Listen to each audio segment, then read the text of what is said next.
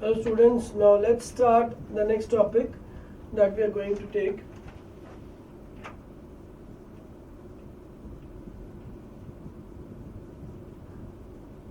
Hydrogen spectrum. The spectrum is basically a collection of lights, a collection of photons. आपने जो rainbow देखा है उसको हम स्पेक्ट्रम बोल सकते हैं. That is the collection of various lights जिनमें से प्रोमिनेंटली हम लोग सिर्फ 7 को देखते हैं, विबग्योर, वॉयलेट, इंडिगो, ब्लू, ये सब देखते हैं.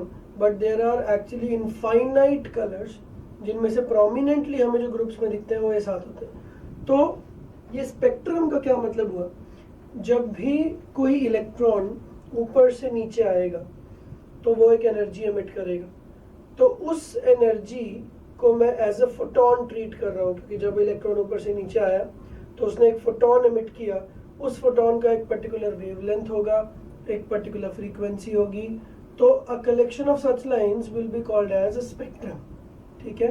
तो हाइड्रोजन स्पेक्ट्रम में 6 तरीके के स्पेक्ट्रम्स है जो हमें देख रहे हैं. 6 series are there. Number 1 is Lyman series.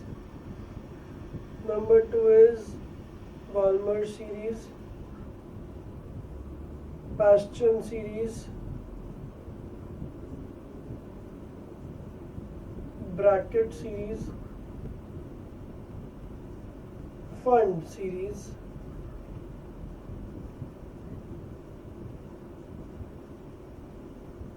Humphrey series. ये 6 सीरीज के ऊपर अभी हमारा डिस्कशन होगा और काफ़ी सारे जो क्वेश्चंस आएंगे जेई में, मेडिकल एग्जामिनेशंस में, कहीं भी आएंगे तो ये नाम कहीं ना कहीं आपको देखने को मिलेगा. Lyman, बामर, Paschen, bracket, fund, Humphry. तो बस इन नेम्स का मतलब अगर आपको पता है तो आपके लिए question will not be much difficult. पर जिसको नहीं पता है उसके लिए तो इट्स लाइक जब क्वेश्चन ही समझ में नहीं आया तो आंसर कैसे आएगा. तो हम लोग इस चीज़ को इस तरह के तरीके से देखते हैं. Let's suppose we are talking about, and specially we are talking about hydrogen right now. n is equal to 1, n is equal to 2. ये मैंने एक रफ स्केच बनाया हाइड्रोजन के एनर्जी लेवल्स का 1 से लेके इन्फिनिटी. ठीक है. तो जब भी कोई इलेक्ट्रॉन ऊपर से नीचे आएगा एनर्जी सिर्फ तभी एमिट होगी, और जो एनर्जी एमिट होगी that will be counted as the part of a spectrum. So इन 6 में से वील स्टार्ट विद लायमन. ठीक है. लायमन सीरीज क्या होती है? It's a collection of all the wavelengths. It's a collection of all the wavelengths जो कि आपको तब मिलेंगी when any electron of hydrogen makes a transition from higher orbit to the lower orbit. तो अगर एक इलेक्ट्रॉन है हाइड्रोजन का जो 2 से 1 आ रहा है, मतलब कहीं से भी आप ऊपर से आओ, अब डायरेक्टली 1 पे आ जाओ, तो जितने भी पॉसिबल वेवलेंथ्स हमें मिलेंगे उन सब वेवलेंथ्स का collection will be called as the part of Lyman series. इसका मतलब ये है कि मैं कहीं भी खड़ा हूँ n, और मुझे वहां से डायरेक्टली 1 पे आना है. ठीक है. This n can be, obviously this n can not be 1, this n can be 2, 3, 4, 5 up to infinity. So this n can be 2, 3, 4, etc. up to anything. तो मैं कहीं से भी आऊँ, डायरेक्टली 1 पे आऊँ, तो उस चीज़ का नाम क्या रखा जाएगा?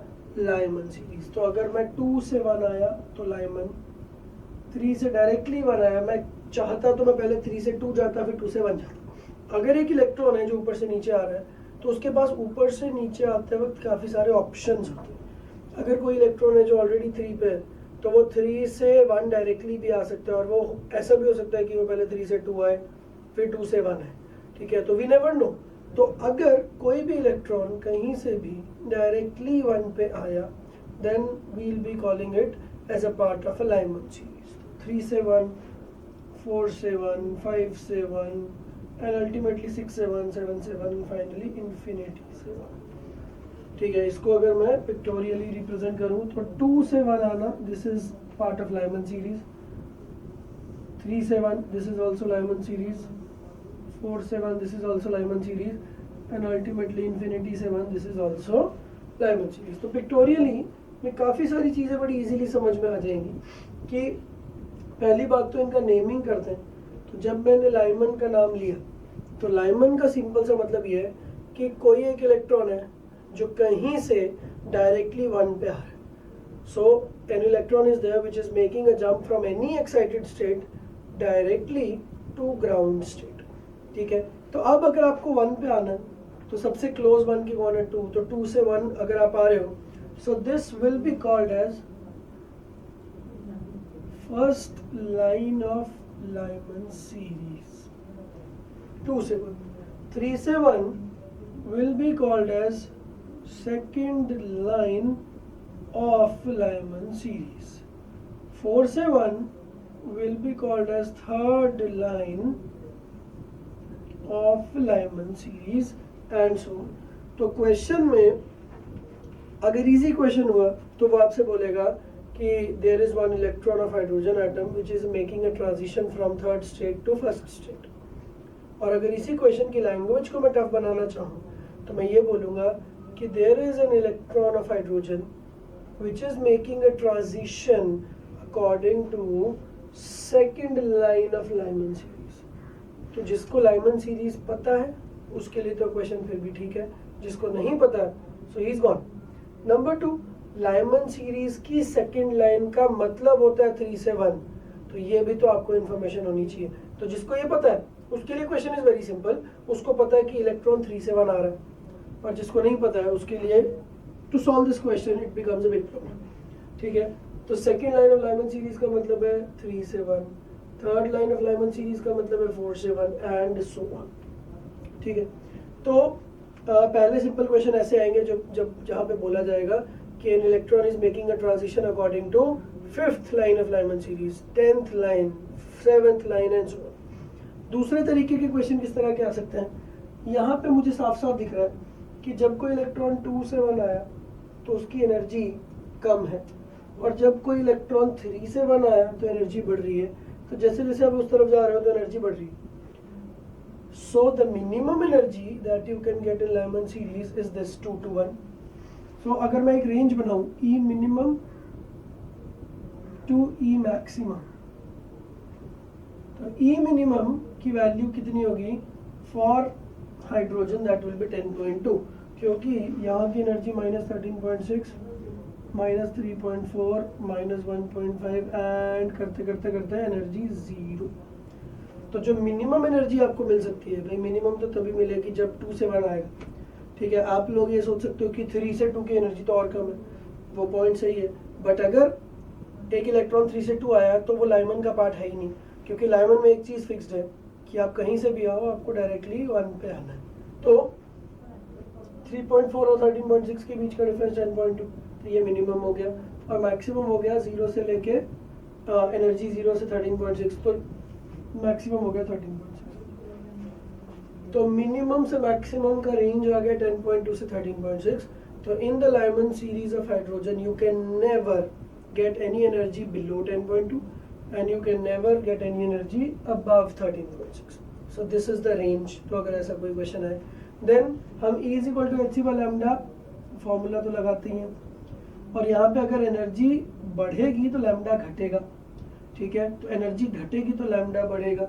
सो 10.2 इज द मिनिमम एनर्जी, तो corresponding to this minimum energy the lambda will be max, तो जो भी वैल्यू आए उसकी, and corresponding to this maximum energy the lambda will be minimum। तो lambda max से lambda minimum तक जो रेंज आएगी, तो आपको जितने भी पॉसिबल वैल्यूज मिलेंगी वो सब इस रेंज के बीच में रहेंगी। ठीक है, ये चीज़ हो गई। उसके बाद जो फाइनल चीज़ है जो काफ़ी इंपॉर्टेंट है इसको लेके कि there are almost infinite lines, 2 से 1, 3 से 1, 4 से 1, 5 से 1, 6 से 1, 7 से 1, 8 से 1, 20 से 1, 100 से 1, infinity से 1, तो these are infinite lines। Out of these lines, how many lines belong to visible region? How many lines belong to ultraviolet region? How many lines belong to infrared region? तो ये जो regions वाली चीज़ है, तो ऐसे questions काफ़ी बार आएंगे कि अगर टोटल 20 लाइन्स है तो इनमें से कितने यूवी, कितने इंफ्रारेड, कितने विजिबल। तो उस चीज़ पे हम अभी आगे डिस्कशन करते हैं। सो नाउ एक पर्टिकुलर लाइन किस रीजन में लाई करेगी, उसके लिए मैं आपको एक अप्रॉक्सीमेट तरीका बताता हूँ। This is VIBGYOR, violet, indigo, blue, red, और वॉयलेट से लेके रेड तक। वॉयलेट के नीचे this is ultraviolet region, और रेड के ऊपर this is infrared region. ठीक है, तो वेवलेंथ के हिसाब से वॉयलेट का वेवलेंथ इज अप्रॉक्सीमेटली 4000 एंगस्ट्रॉम, और रेड का wavelength is approximately 8000 angstrom. This is not exact, this is approximate, because exact के हिसाब से कैलकुलेशंस करेंगे तो बहुत ज़्यादा टाइम लगने वाला है। तो हम लोग इन जनरल ये बोल सकते हैं कि जब हम डाउन द ग्रुप जा रहे हैं तो 8000 ऊपर है, 4000 नीचे है, मतलब हम और नीचे जाएंगे तो lambda is going to decrease downwards. But हमें ये भी पता है कि अल्ट्रा वायलेट की एनर्जी तो ज़्यादा होती है, तो एनर्जी अगर ज़्यादा है तो नीचे की तरफ होगा, एनर्जी अगर कम है तो ऊपर की तरफ होगा। तो सबसे कम एनर्जी इंफ्रारेड की, फिर रेड से लेके वॉयलेट तक मैं इसको विजिबल रीजन बोलूंगा, और विजिबल से भी ज़्यादा एनर्जी हो गई तो अल्ट्रा वायलेट रीजन। तो 3 रीजन हो गए हमारे पास, infrared, visible and ultraviolet. Now हमारे पास जो भी पर्टिकुलर वेवलेंथ है वो किस रीजन में लाई कर रही है, उसका एक सिंपल सा तरीका है। हम हर फोटोन का, हर लाइट का वेवलेंथ कैलकुलेट कर सकते हैं by the formula is equal to hc by lambda. Now if that lambda lies in between 4000 to 8000, then it lies in visible region. If the lambda is less than 4000, then it lies in ultraviolet region, and if that lambda is more than 8000, so it lies in infrared region. तो आपको कैसे पता चलेगा कि ये particular line किस reason में है? तो आप तो उसका बस लैम्डा निकाल लो। लैम्डा की वैल्यू 4000 से 8000 के बीच में हुई तो विजिबल, 4000 एंगस्ट्रॉम से कम हुई तो अल्ट्रावायलेट, 8000 एंगस्ट्रॉम से ज़्यादा हुई तो इंफ्रारेड। ठीक है, तो अब हम ये देखते हैं कि first line, second line, third line, fourth line, out of these infinite lines, how many lines are present in infra, how many lines are present in UV, and how many lines are present in normal. So let's take first line of Lyman series.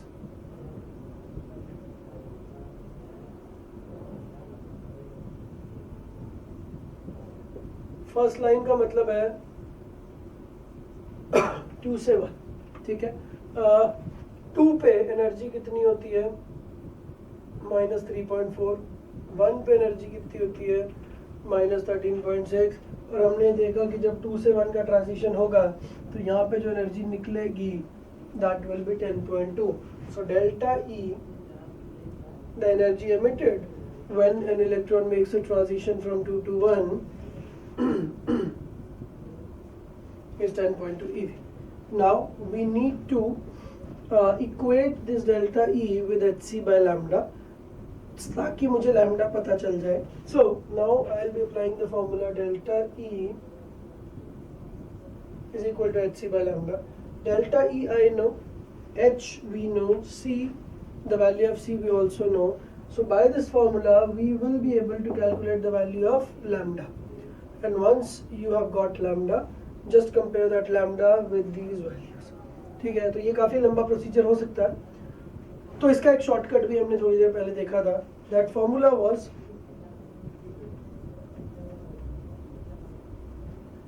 तो अगर मुझे lambda का value निकालना इन angstrom, so I directly do 12400 upon energy in EV. So that gives me 12400 upon 10.2। Now exact calculations की तो जरूरत नहीं है, बट हाँ 10.2 को अप्रॉक्सीमेटली 10 पकड़ लें तो 1240 एंगस्ट्रॉम आ गया। तो लैम्डा की वैल्यू 1240 आ रही है, दैट इज 4000 से काफ़ी कम। तो अगर 4000 से वो काफ़ी कम है, इसका मतलब first line of Lyman series belongs to UV। तो पहली लाइन के बारे में तो कमेंट हो गया, ठीक है। अब पहली के बाद दूसरी को चेक करते हैं, बट एक लॉजिकल लेवल पे प्रॉब्लम ये मुझे समझ में आ रही है कि क्या मैं इनफाइनाइट वैल्यूज को चेक करूंगा? So actually that's not possible. So that means here we need a logic. So the logic is first line is the line which is having the minimum energy. 2 से 1 की energy minimum है, इसके बाद आप 3 से 1, 4 से 1, 5 से 1 जाओगे तो एनर्जी बढ़ने वाली है. एंड हमारा जो formula E is equal to h c by lambda, energy अगर बढ़ती है तो लैम्डा हमेशा घटता है. तो हमें जो पहले लैम्डा की वैल्यू मिली है 1240, जो हमारे नेक्स्ट कंसेक्यूटिव लैम्डाज होंगे for second line, third line and fourth line, उनके लिए लैम्डा तो और भी कम होगा. और अगर लैम्डा कम हो रहा है तो धीरे धीरे हम नीचे की तरफ जा रहे हैं. तो अगर पहला वाला लैम्डा ही यूवी रीजन में है तो दूसरे वाले लैम्डा की वैल्यू तो और कम होने वाली है, तो वो तो पक्का यूवी रीजन में होगा. तो जैसे जैसे आप first line, second line, third line and so on move करेंगे तो एनर्जी की वैल्यू धीरे धीरे बढ़ेगी. एनर्जी की वैल्यू बढ़ेगी तो लैम्डा का वैल्यू धीरे धीरे कम होगा, तो यूवी में ही वो रहेगा. So there is no possibility in any ways कि ये लैम्डा किसी भी तरीके से विजिबल और इंफ्रा में आ सके. So that means every line of Lyman series belong to ultraviolet region. This I want you to write. This is very important. Every line of Lyman series belongs to ultraviolet region. तो कभी भी आपको दिखे 2 से 1, 3 से 1, 4 से 1, 5 से 1, 6 से 1, कहीं से भी directly 1 will be called as ultraviolet. Now let's see about the next series, that is Balmer series. Now let's see the second series, that is called as Balmer series.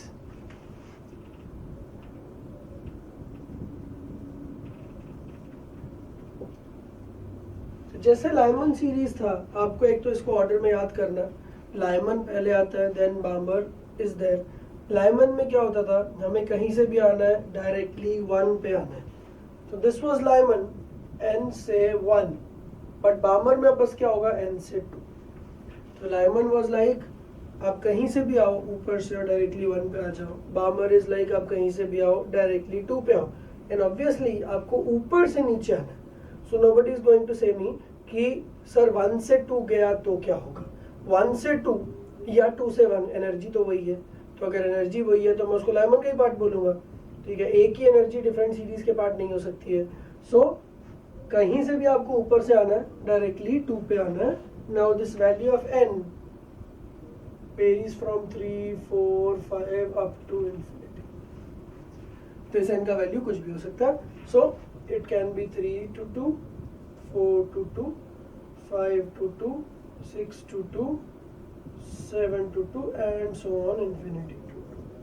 कुछ भी हो सकता है इसमें.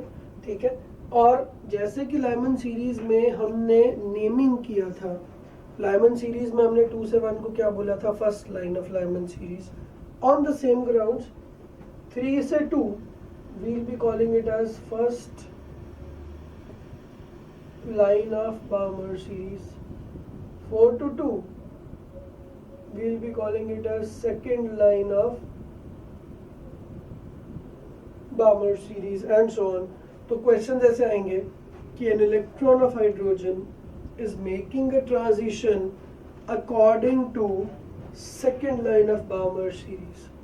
तो सेकेंड लाइन का मतलब आपको पता होना चाहिए, दैट इज 4 to 2. और अल्टीमेटली आपको ध्यान होगा हम जो फॉर्मूला बार बार यूज कर रहे हैं, delta E is equal to 13.6 z square 1/n1 square minus 1/n2 square. तो इसमें n1 और n2 की वैल्यूज ही तो मुझे चाहिए, और क्या चाहिए. तो n1 और n2 की वैल्यूज मुझे यहाँ से मिलेंगी. So if I already know that it's the question is all about second line of Balmer series, then I know that the second line is 4 to 2. तो ये तो हो गया नेमिंग. उसके बाद इसका डायग्राम हम बना के देखते हैं.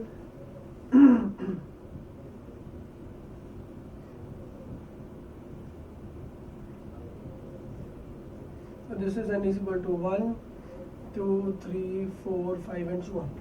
बामर सीरीज में आपको 1 पे नहीं आना, आपको डायरेक्टली पहले 2 पे आना. 3 से 2, 4 से 2, 5 से 2 एंड फाइनली इन्फिनिटी से 2.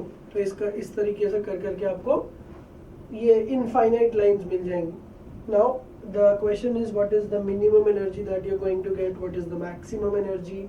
सो since we are talking about hydrogen, so we know the values.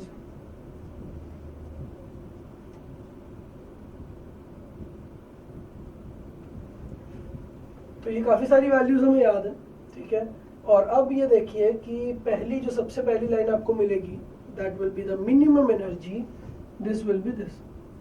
सो 1.5 और 3.4 के बीच का डिफरेंस इज 1.9।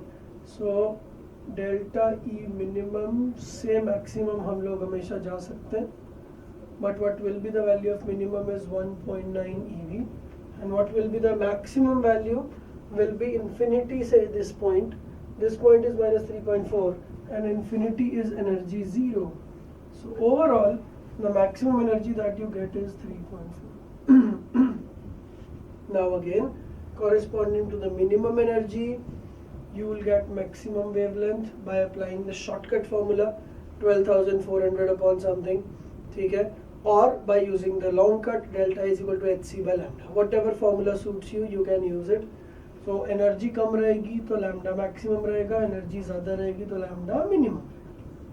तो ऐसा क्वेश्चन आता है कि what is the minimum lambda which you will be getting in बामर series. तो ऐसा कोई क्वेश्चन अगर आए तो उसको कैसे सॉल्व करना कि मिनिमम लैम्डा चाहिए तो मतलब एनर्जी मैक्सिमम चाहिए, और एनर्जी मैक्सिमम का मतलब ये हुआ कि इन्फिनिटी से आना है, ठीक है। तो बामर का नाम सुनते ही हमें ये पता है कि कहाँ आना है, सेकेंड स्टेट पे। कहाँ से आना है वो क्वेश्चन की लैंग्वेज से क्लियर होगा। तो अगर वो बोले लैम्डा मैक्सिमम, तो अगर आपको लैम्डा मैक्सिमम चाहिए तो आपको एनर्जी मिनिमम रखनी है, और आपको आना तो 2 पे ही है, तो मिनिमम एनर्जी रखने के लिए आपको कहाँ से आना है, आपको 3 से 2 पे आना पड़ेगा, ठीक है। तो ये लैम्डा मैक्स लैम्डा मिनिमम हो गया। नाउ इसके लिए भी वही पॉइंट कि first line, second line, third line ये किस रीजन में लाई करेंगी, तो उसके लिए हम फॉर्मूला लगाते हैं lambda 12400 upon energy in EV.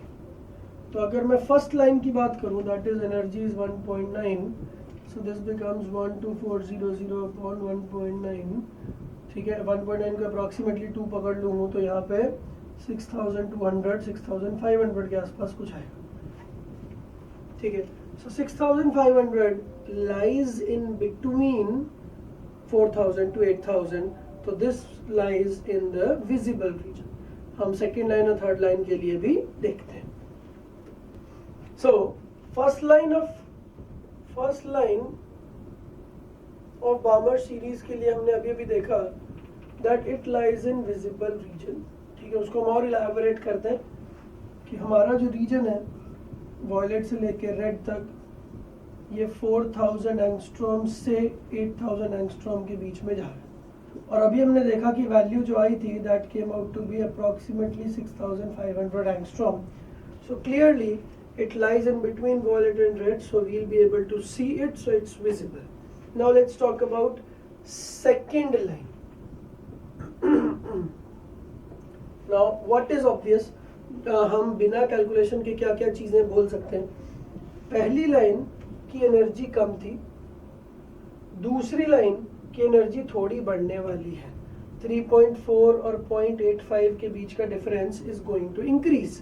तो पहले जो डिफरेंस था 1.9, अब वो डिफरेंस बढ़ेगा, और अगर एनर्जी बढ़ेगी तो लैम्डा घटेगा, और अगर लैम्डा घटेगा तो ये वाला पॉइंट अब थोड़ा नीचे शिफ्ट होने वाला है, ठीक है। हम इसकी वैल्यू को कैलकुलेट करके देखते हैं।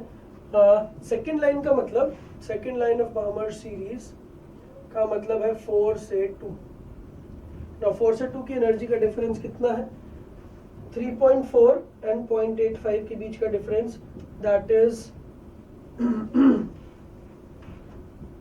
3.4 माइनस 0.85, तो ये 13 में से 8 गया,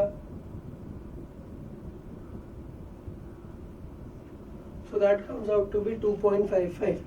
2.55 को अगर मैं शॉर्टकट फॉर्मूले में यूज करूं, लैम्डा का वैल्यू आ गया 12400 अपॉन 2.55, ठीक है। तो 2.5 अगर यहाँ पे लिया और 12000 के आसपास वहाँ पे लिया, तो वैल्यू 6500 से कम आने वाली है, ठीक है।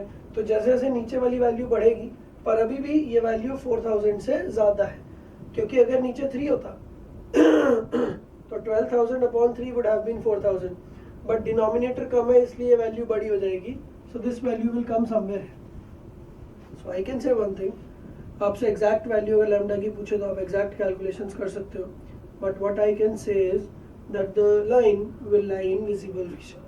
तो जैसे जैसे हम अब एनर्जी बढ़ाएंगे तो वैसे वैसे ये पॉइंट नीचे जाता रहेगा, ठीक है। और अब हमें देखना है कि कितने पॉइंट्स नीचे रहते हैं। सो हमने कैलकुलेट करके देखा, first line is visible, second line is also visible. आप घर पे कैलकुलेट करके देख सकते हो, third and fourth lines are also visible in nature, but fourth line के बाद फिफ्थ लाइन इज अल्ट्रावायलेट, ठीक है। तो दैट मीन्स 3 से 2, 4 से 2, 5 से 2, 6 से 2, ये चारों विजिबल है। उसके बाद 7 से 2, 8 से 2 अप टू इंफिनिटी से 2, ये सारी अल्ट्रावायलेट है। हाँ मैं श्योर कि अल्ट्रावायलेट होंगी, बिकॉज एनर्जी जैसे जैसे बढ़ रही है ये पॉइंट नीचे जा रहा है, तो अल्टीमेटली वॉयलेट से भी नीचे ये पॉइंट चला जाएगा। तो हमारे पास अल्ट्रावायलेट रीजन में ये लाइंस आना शुरू कर देंगे। Now let's take the next series. Next series is number 3, Paschen series.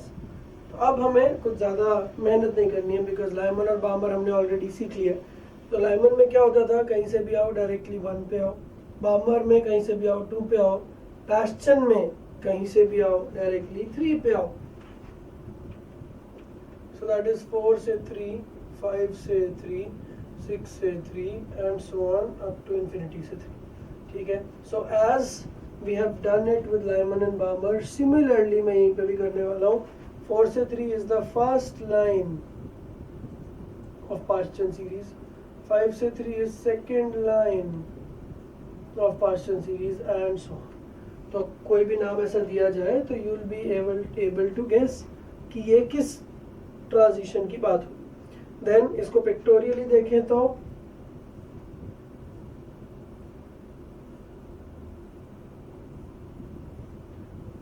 Let's suppose infinity है 1 2 3 4 5 6 7, तो कहीं से भी आना 3 पे आना है, 4 से 3, 5 से 3, 6 से 3, 7 से 3 या फिर अल्टीमेटली इन्फिनिटी से 3। तो एक चीज़ तो आपको समझ में आ रही होगी कि जैसे जैसे आप ऊपर जा रहे हो, so the minimum energy that you can get and the maximum energy that you can get is decreasing, ठीक है। Now what is the minimum energy that we can get, values देखते हैं।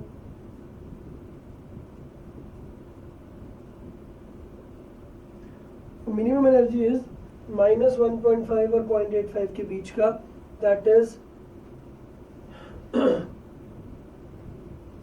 1.5 से 85 अगर मैं माइनस कर दूं, so that will be clearly 0.65. So the minimum energy that you can get is 0.65 and the maximum that you can get is 0 से 1.5, that is 1.5. so again वही सब चीज़ें, minimum energy will lead to maximum wavelength, maximum energy will lead to minimum wavelength.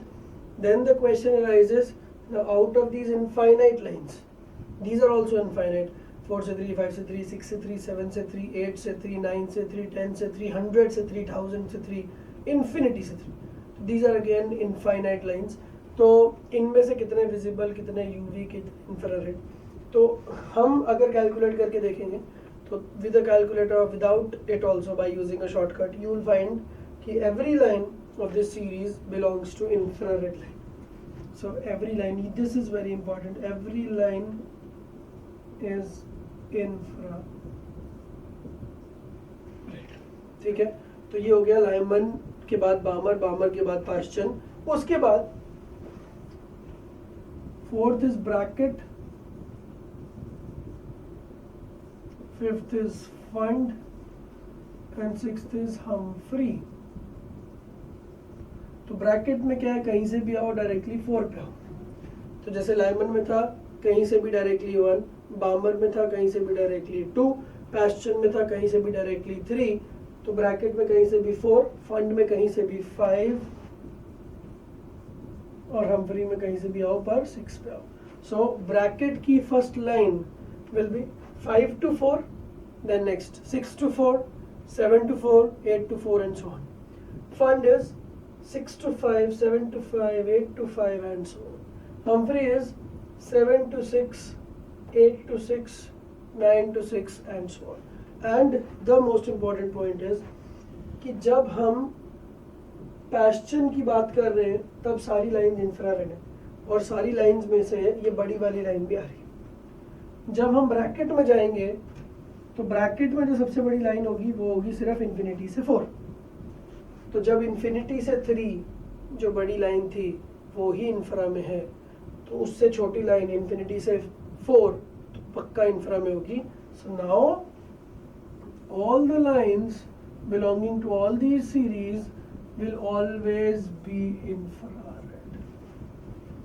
तो ये एक बहुत ज़्यादा important point हमें समझ में आ रहा है कि आपको पूरा पैश्चन इंफ्रारेड में मिलेगा, फिर उसके बाद ब्रैकेट, फंड, हम्फ्री जितने भी आप देखोगे वो सारे इंफ्रारेड में मिलेंगे। अगर आपको अल्ट्रावायलेट चाहिए तो अल्ट्रावायलेट आपको सिर्फ 2 जगह मिलेगा। नंबर 1 इज पूरा लाइमन में आप कोई भी लाइन ले सकते हो, और बामर में फर्स्ट 4 लाइंस को छोड़ के बाकी लाइंस। और अगर विजिबल देखो आप तो विजिबल सिर्फ किस में मिलेगा, बामर में, और बामर की भी फर्स्ट 4 लाइंस 3 से 2, 4 से 2, 5 से 2, 6 से 2, ये 4 विजिबल मिलेंगी।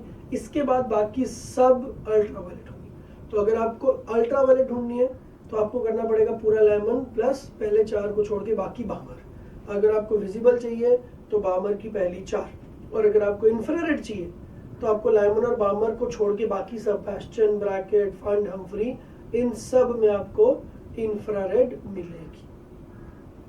Next small topic is finding the number of spectral lines.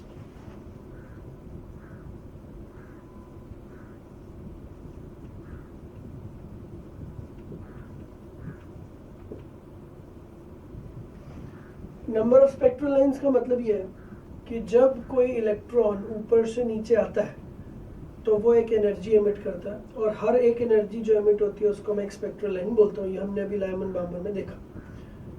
तो टोटल कितनी पॉसिबल डिफरेंट एनर्जीज एमिट हो सकती हैं अगर एक इलेक्ट्रॉन या one sample of electron makes a transition from higher state to lower state. कहने का मतलब ये है कि अगर एक इलेक्ट्रॉन या कुछ इलेक्ट्रॉन्स ऊपर से नीचे आते हैं तो आपको कितने अलग अलग तरीके के फोटॉन्स मिल सकते हैं, इसको बोलते हैं number of spectral lines. I will show you it with an example. अगर एक इलेक्ट्रॉन का सैंपल है जो 3 से बना है, आपको लैंग्वेज पे बड़ा ध्यान देना क्वेश्चन पढ़ते वक्त। अगर मैं बोल रहा हूँ I have a sample of electrons, that means I have sufficient number of electrons. ठीक है, सफिशिएंट नंबर का मतलब ये है कि डिफरेंट इलेक्ट्रॉन्स हैं, तो हो सकता है कि डिफरेंट इलेक्ट्रॉन्स डिफरेंट तरीके से नीचे हैं। तो जैसे 3 से 1 आना, तो अगर मेरे पास एक इलेक्ट्रॉन है 3 से नीचे आने के लिए, तो हो सकता है कि वो डायरेक्टली 3 से 1 आ जाए। But since I have a sample of electrons, that means another electron might not come directly to 1. It might make a jump from 3 to 2 initially and then 2 to 1 afterwards. So these are the 3 options which are available to us. ठीक है, अब 3 से 2 और 2 से 1 को मैं अलग क्यों बोल रहा हूँ? जब भी कोई इलेक्ट्रॉन ऊपर से नीचे आता है तो वो एनर्जी एमिट करता है। अगर वो ज़्यादा ऊपर से ज़्यादा नीचे आएगा तो वो ज़्यादा एनर्जी एमिट करेगा, तो एक बड़ा फोटॉन जिसमें ज़्यादा एनर्जी होगी वो निकलेगा। और अगर वो छोटे छोटे स्टेप्स में आ रहा है तो जितने स्टेप्स में वो आएगा उतने छोटे छोटे फोटॉन्स निकलेंगे, because ultimately energy remains conserved. So अगर हाइड्रोजन की बात हो रही है तो this is -13.6, -3.4, -1.5। So the moment there is a direct transition from 3 to 1, the energy of a photon which is released is 1.5 और 13.6 का डिफरेंस 12.1 eV। तो मुझे एक फोटॉन ही मिल गया। और अगर 3 से 2 का ट्रांजिशन पहले हुआ तो आपको एनर्जी मिली 1.9, और फिर 2 से 1 का ट्रांजिशन हुआ तो आपको एनर्जी मिली 10.2। तो अल्टीमेटली तो 10.2 प्लस 1.9 12.1 ही होना। वो तो हमें बिल्कुल समझ में आ रहा है that energy will remain conserve, but the point is if there are various electrons on third level and everybody can move downwards in whatever method they want to, तो ultimately कुछ लोग ऐसे होंगे, कुछ इलेक्ट्रॉन ऐसे होंगे जो डायरेक्टली जंप मारेंगे, तो उस केस में आपको 12.1 वाला एक फोटोन निकलता हुआ दिखेगा। अगर कुछ इलेक्ट्रॉन्स हुए जिन्होंने पहले 3 से 2 जंप मारा तो आपको एक छोटा इलेक्ट्रॉन निकलता हुआ दिखा जिसकी एनर्जी 1.9 थी, और फिर वो इलेक्ट्रॉन 2 से 1 जब आएगा तो फिर आपको एक थोड़ा सा छोटा सा फोटोन, उतना छोटा भी नहीं बट हाँ 12.1 से छोटा फोटोन आपको दिखेगा। तो अल्टीमेटली मेरा क्वेश्चन ये है कि आपको कितने डिफरेंट तरीके के फोटॉन्स दिखे। तो 3 डिफरेंट तरीके के फोटॉन्स दिखे। So now the answer for this question is how many number of spectral lines? So the answer comes out to be, so if a sample of electrons is making a transition from third state to ground state, then the possible number of spectral lines that we can see is number 3। ठीक है, अब ये question और धीरे धीरे tough होता जाएगा। वो टफ कैसे होगा कि अब क्वेश्चन ये है कि हमारा जो इलेक्ट्रॉन है वो 4 से 1 ट्रांजिशन कर रहा है and we have a sample of electrons. तो मतलब कुछ इलेक्ट्रॉन्स ऐसे होंगे जो डायरेक्टली 4 से 1 आएंगे, कुछ इलेक्ट्रॉन्स ऐसे होंगे जो 4 से 3, 3 से 2, 2 से 1 आएंगे, कुछ इलेक्ट्रॉन ऐसे होंगे जो 4 से 3 आएंगे फिर डायरेक्टली 3 से 1 आ जाएंगे, कुछ इलेक्ट्रॉन ऐसे होंगे जो 4 से 2 आएंगे फिर 2 से 1 आ जाएंगे। So now every possible option has been explored। इसके अलावा कोई भी और पॉसिबल कॉम्बिनेशन नहीं बना।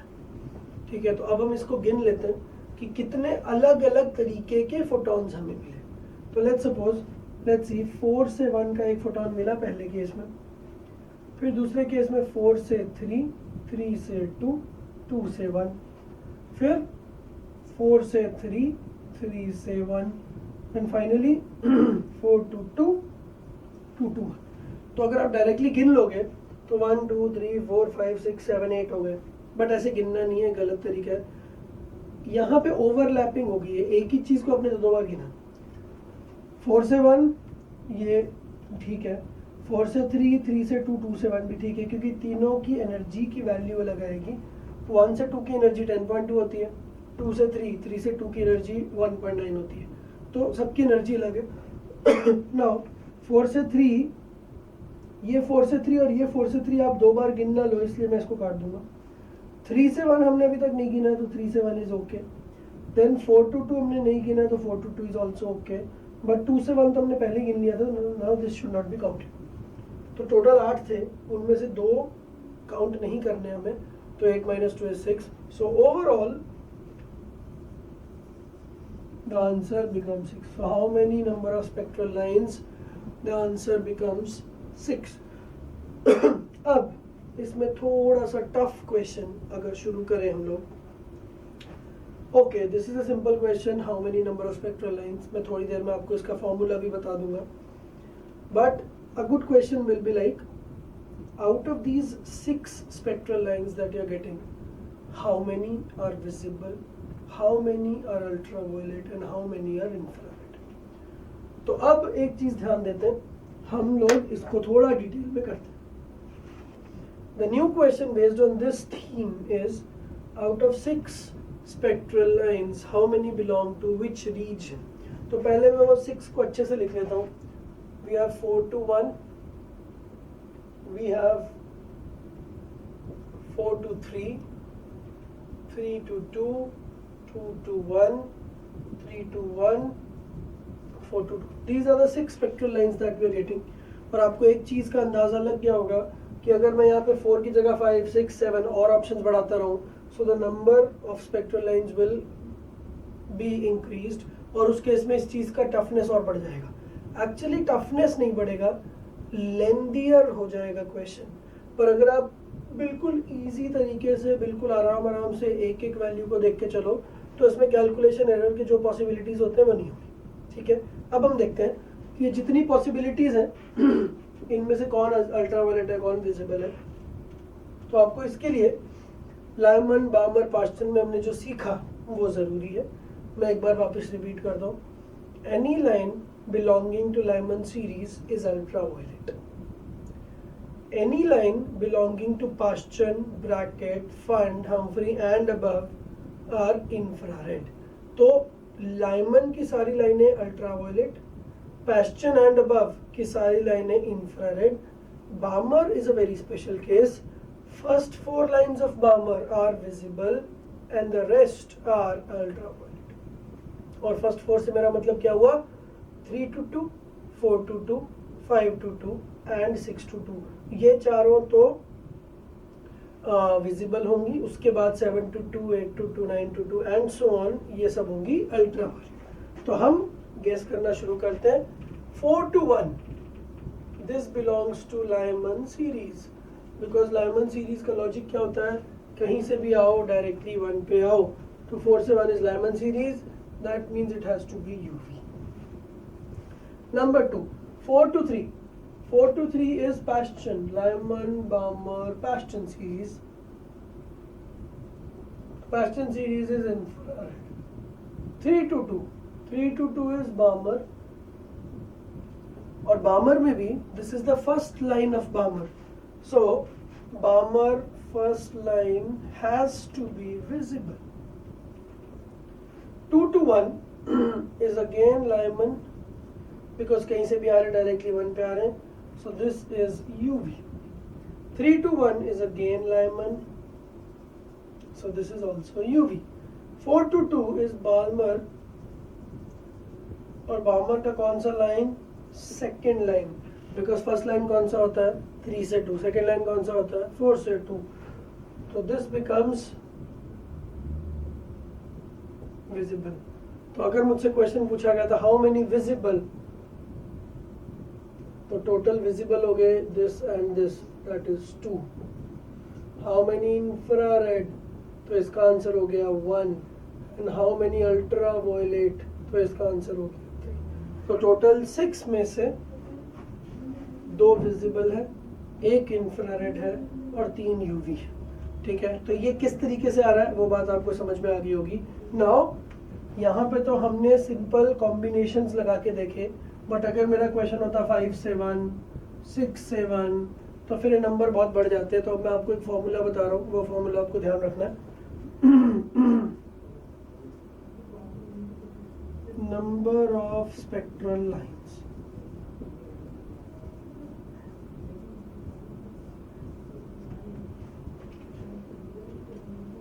Is equal to n into n minus 1 by 2, where n is the number of levels that you are dealing with. हम इस फॉर्मूले को और elaborate करते हैं। The formula that we were talking about was,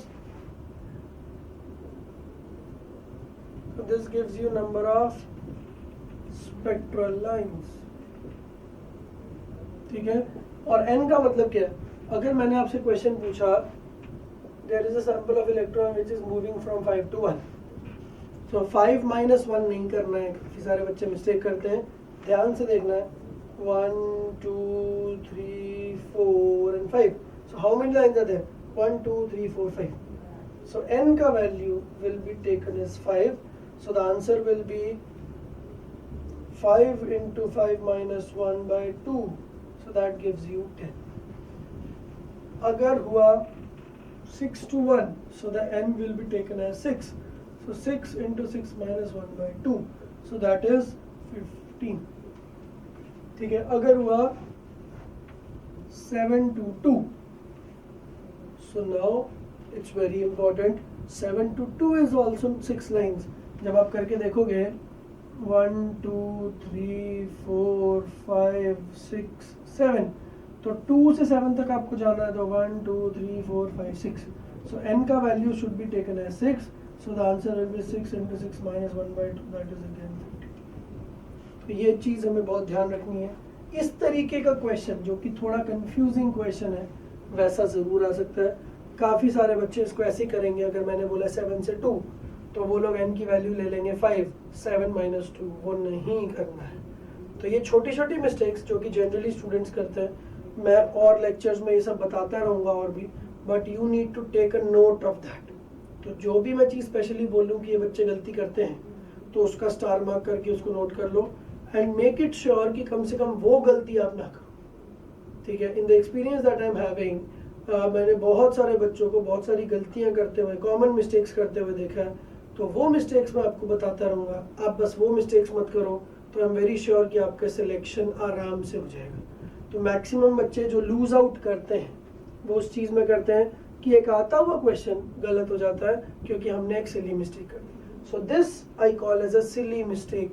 7 से 2 कितने लेवल्स हुए? 5 अगर आपने बोला तो गलत था, 6 अगर आपने बोला तो सही है। तो 2, 3, 4, 5, 6 एंड 7, तो टोटल 6 लेवल्स हुए, तो इनका वैल्यू हमें 6 लेना है। तो इस तरीके से आपको कोई भी क्वेश्चन आए उस क्वेश्चन का आंसर हमें ऐसे मिल सकता है। ठीक है, now let's take another question. हम इस पे आगे एलैबोरेट करते हैं, number of spectral lines and UV, infrared, इन सब चीज़ों पे। तो अगर मैं एक क्वेश्चन पूछ रहा हूँ जिसमें हाइड्रोजन एटम्स का सैंपल है and electron is moving from 9th excited state to ground state, तो क्वेश्चन ये पूछा गया, how many total spectral lines are there, how many visible UV and infrared lines। तो इस तरीके का क्वेश्चन पूछा जाएगा। तो हमें सबसे पहले ध्यान देना है कि इलेक्ट्रॉन कहाँ से कहाँ ट्रांजिशंस कर रहे हैं। 9th एक्साइटेड स्टेट का मतलब है n = 10। पहली गलती, 9th एक्साइटेड स्टेट का मतलब n = 9 नहीं होता। ये सुनने में बहुत ही ईजी मिस्टेक लगती है और हमें लगता है कि हम ये मिस्टेक नहीं करेंगे, पर बहुत सारे बच्चे अंडर प्रेशर ये मिस्टेक करते हैं। तो इस चीज़ को आपको बार बार रिपीट करना है कि 9th एक्साइटेड स्टेट का मतलब n = 10 होता है। ठीक है, और ग्राउंड स्टेट का मतलब n = 1। तो हमें पता चल गया कि हमारा ट्रांजिशन कहाँ से कहाँ हो रहा है। ठीक है, सो पहला क्वेश्चन काफ़ी इजी है, how many total spectral lines. तो टोटल स्पेक्ट्रल लाइंस का फॉर्मूला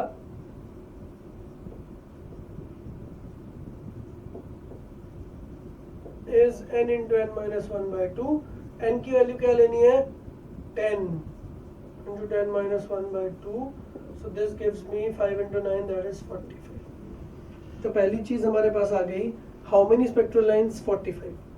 अब जो थोड़ा मुश्किल क्वेश्चन आएगा उसको हम लॉजिकली थोड़ा इजी बनाने की कोशिश करेंगे। तो क्वेश्चन है कि out of these 45 lines, how many lines belong to visible region, UV region and infrared region. तो अभी थोड़ी देर पहले जो हमने क्वेश्चन किया था जिसमें हमने एक एक लाइन को चेक किया, तो यहाँ पे logically that checking is not possible. Why it's not possible? Because 45 lines हैं। अगर हम उनको एक एक करके चेक करते रहेंगे, जो कि हम कर सकते हैं, और उसमें 15 से 20 मिनट लग जाएंगे, बट हमें एक क्वेश्चन को करने के लिए किसी भी कम्पिटिटिव एग्जाम में 2 से 2.5 मिनट से ज़्यादा नहीं मिलते। तो इस क्वेश्चन को करने का पहला तरीका, अगर आपके दिमाग में ये आ रहा है कि हम हर लाइन को चेक करेंगे, सो दैट्स अ प्रॉब्लम। ठीक है, बट हाँ, हम इसको थोड़ा लॉजिकल तरीके से कैसे कर सकते हैं। आउट ऑफ दिस 45 लाइंस अगर मैं ऐसे देखूं मैंने बहुत सारी लाइंस बना दी। So this is 1 and up to 10। ठीक है, तो जब इलेक्ट्रॉन्स 10 से नीचे आ रहे होंगे तो कभी कुछ इलेक्ट्रॉन्स होंगे जो 10 से 9, 9 से 8, 8 से 7, 7 से 6 एक्सेट्रा ऐसे नीचे आएंगे। कुछ इलेक्ट्रॉन्स ऐसे होंगे जो डायरेक्टली नीचे आएंगे, 10 से 1, 10 से 9, 9 से 1, 8 से 1, 7 से 1। तो विजिबल रीजन और यूवी रीजन निकालना इजी है, क्योंकि एक अच्छी बात यह है कि विजिबल तो सिर्फ कौन होता है? बामर। तो टोटल 45 लाइंस जो आपको मिल रही है उसमें कभी ना कभी ऐसा हुआ होगा कि one electron would have made a transition from 3 to 2, 4 to 2, 5 to 2 and 6 to 2. So all the first four lines of Balmer will be there.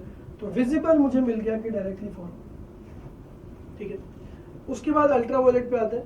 Ultraviolet आपको दो जगह मिलती है, एक तो पूरा लाइमन और एक बामर का बाद वाला हिस्सा, फर्स्ट फोर लाइंस को छोड़ के। तो यूवी आपको एक तो लाइमन में मिलेगा और एक बामर में मिलेगा। लाइमन में it will be 2 to 1, 3 to 1, 4 to 1, 5 to 1 and so on करते करते 10 to 1। और बामर में पहली चार लाइन कौन सी होती?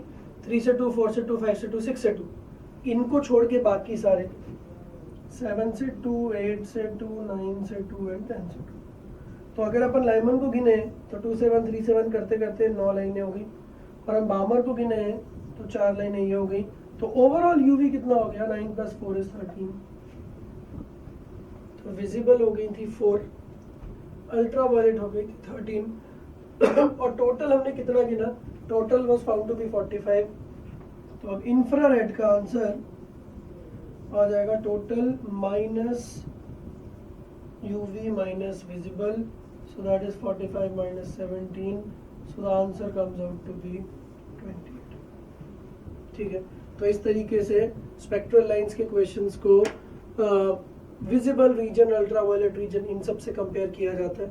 ठीक है, तो आई होप कि इन सब क्वेश्चंस को देख के आपको लाइमन बामर का जो न्यूएंसेस होते हैं वो एंड स्पेक्ट्रल लाइंस के कैलकुलेशंस समझ में आ गए होंगे।